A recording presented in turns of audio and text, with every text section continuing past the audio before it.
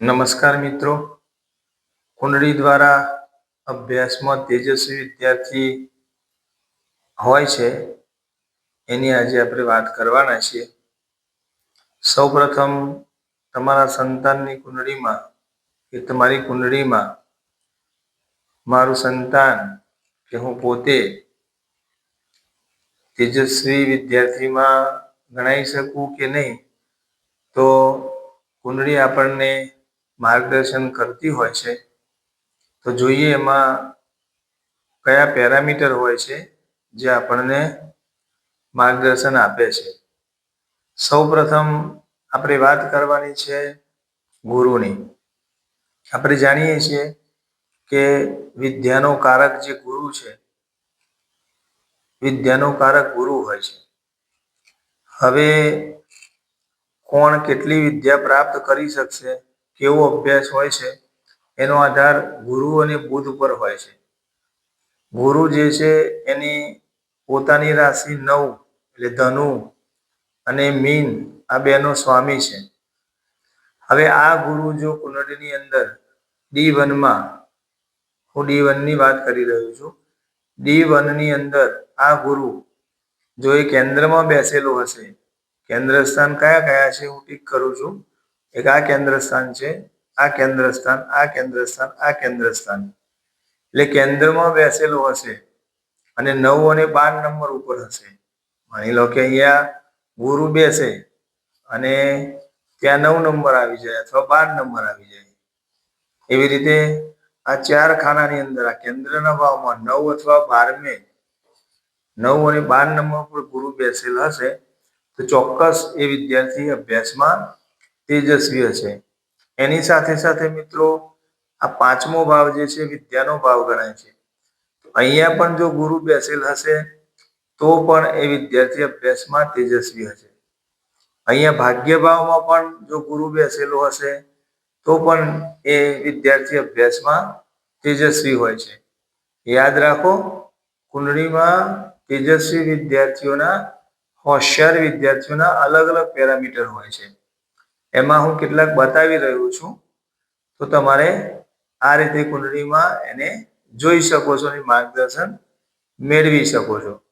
તો આ રીતે ગુરુનું જે પ્લેસમેન્ટ છે એ કેન્દ્રમાં અને અહીંયા ત્રિકોણમાં હોય તો એ વિદ્યાર્થી અભ્યાસમાં તેજસ્વી હોય છે. સાથે સાથે મિત્રો ગુરુ જે છે એ ગુરુ ગ્રહ કોની યુતિમાં છે, એના ઉપર કોની દ્રષ્ટિ છે, એની ડિગ્રી કેવી છે, D9માં અને D24માં એનું પ્લેસમેન્ટ કેવું છે એ પણ એકવાર જોવાનું હોય છે. પરંતુ આ રીતે ગુરુનું પ્લેસમેન્ટ હશે તો ચોક્કસ એ વિદ્યાર્થી સારો અભ્યાસ કરી શકશે, તેજસ્વી વિદ્યાર્થી હશે. એ જ રીતે મિત્રો આપણે બીજી વાત કરવાની છે બુધની. બુધ છે એ તર્કનો કારક છે, મેથેમેટિક્સનો કારક ગણાય છે. ખાસ કરીને જેને ફિઝિક્સમાં તકલીફ પડતી હોય છે સાયન્સ રાખ્યા પછી, એ લોકોને બુધના ઉપાયો કરવા જોઈએ. ગણેશ અથર્વ શીર્ષનું પારાયણ કરવું જોઈએ.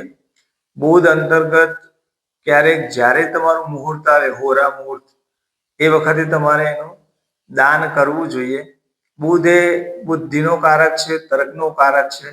આ બુધની જે રાશિ છે એ 3 અને 6 એટલે મિથુન અને કન્યા છે.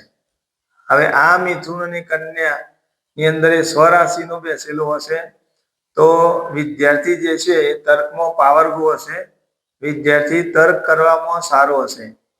તો જેવી રીતના મિત્રો ગુરુ બેસેલ છે એવી રીતે જો અહીંયા બુધ 3-6 લઈને બેસી જાય, અહીંયા 3-6, અહીંયા 3-6, અહીંયા 3-6, અહીંયા પંચમ ભાવમાં પણ 3-6 અને અહીંયા નવમ ભાવમાં પણ 3-6 નંબર સાથે જો બુધ બેસી જાય તો ચોક્કસ એ વિદ્યાર્થી અભ્યાસમાં પાવરગો રહી શકે છે, હોશિયાર હોય છે. તો આ રીતે આપણે બુધ અને ગુરુનું જે પ્લેસમેન્ટ છે એના આધારે આપણે જોઈ શકીએ છીએ કે વિદ્યાર્થી અભ્યાસમાં તેજસ્વી હોય છે. મિત્રો, ફક્ત ને ફક્ત કુંડળીથી જ બધું જોઈ શકાતું નથી. ઘણો બધો અભ્યાસ કુંડળીમાં હોય છે. કેટલીક વાર ઘરનું વાતાવરણ, વિદ્યાર્થીનો રસ, રુચિ કેવી છે એ પણ તમારે જોવાનું રહ્યું. મિત્રો, આ તો થઈ આપણે ગ્રહોની વાત. એની સાથે સાથે મારે ચંદ્રની પણ વાત કરવી છે. જો કુંડળીની અંદર ચંદ્ર જે છે, ચંદ્ર એ મનનો કારક છે. તેજસ્વી વિદ્યાર્થી હોય એનું મન છે ને સ્ટ્રોંગ હોય છે, પાવરફુલ હોય છે. અને 4 નંબરની રાશિનો માલિક છે, કર્કનો માલિક છે. આ ચંદ્ર જે છે એ ચંદ્ર પણ તેજસ્વી વિદ્યાર્થીના કુંડળીની અંદર ખૂબ જ મજબૂત હોય છે અને સારો હોય છે. મિત્રો, 6, 8, 12 નથી હોતું. યાદ રાખો, તેજસ્વી વિદ્યાર્થી જે હશે એનો ચંદ્ર જે છે એ દૂષિત થયેલો ના હોય.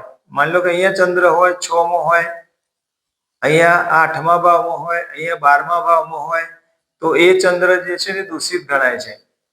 તો એ મનનો કારક છે, તેથી મન ભ્રમિત કરે છે.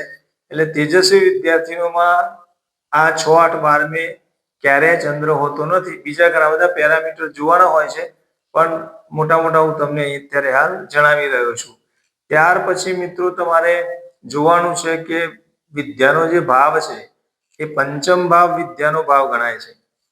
આ 5મા ભાવ ઉપર આનો માલિક જે છે, અત્યારે હાલ 5 નંબર છે, એટલે એનો માલિક સૂર્ય થાય.